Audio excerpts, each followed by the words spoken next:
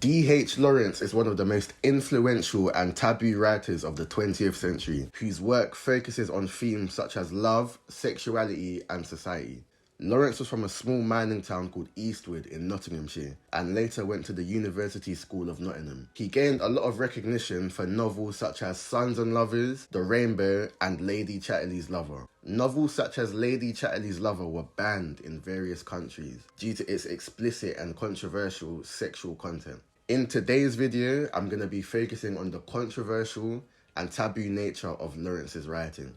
Lawrence engaged with an intense portrayal of human emotions through the lenses of sexuality and relationships. His life experiences involving women and his travelling adventures are what influenced a lot of his work. One of his early poems, Virgin Youth, confronted sexual taboos, covering acts such as masturbation.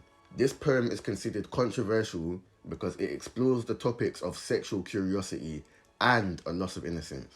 The story of the poem follows the complex emotions of a woman who contemplates losing her virginity. She is portrayed as a sexual being, and the vivid imagery describes this in detail. Lawrence uses suggestive language such as willy-nilly to highlight her desire to explore sex. This poem is highly sensual and includes graphic imagery which the Victorian reader would have found offensive.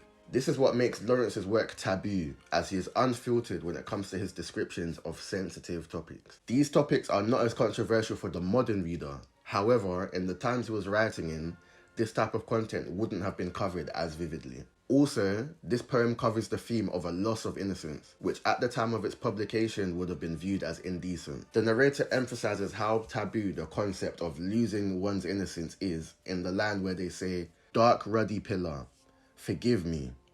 I am helplessly bound to the rock of virginity." Lawrence uses an exclamation mark here to reinforce how serious it was to keep your virginity. Additionally, Lawrence's ingenious use of the adjective bound reveals how the woman feels as though she is legally obliged to this virginity. Lawrence is highlighting how taboo it was for women to be curious and desire to explore their sexuality, as the lady in the poem feels that she is trapped within her virginity. During the Victorian times when this poem was set, it was widely rejected for women to challenge the notions of purity due to society and the religious views of the time. This poem ultimately goes against social norms and challenges the barriers and pressures placed against young women. Another taboo poem written by D.H. Lawrence is called Figs. This is also a highly sensual poem which explores the bodies and nakedness of men and women. The speaker explicitly compares the ripeness of the figs with the woman body. Lawrence implies how the secretiveness of the fig is comparable to the secretiveness of the woman's body, and that once the secret is revealed,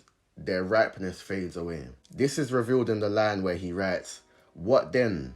When women the world over have all bursted into affirmation, and bursting figs won't keep." This vivid description of the woman's body is highly problematic and controversial, as it is objectifying women. Furthermore, this idea of the figs being able to keep suggests that they won't be able to maintain their appeal. The Victorian reader would interpret this to mean that women struggle to keep their purity and appeal if they reveal their secret, that is their body. You can argue that Lawrence's writing is misogynistic because it implies that women's bodies have a use-by date, just like figs, which ultimately objectifies them and degrades them to the level of a fruit.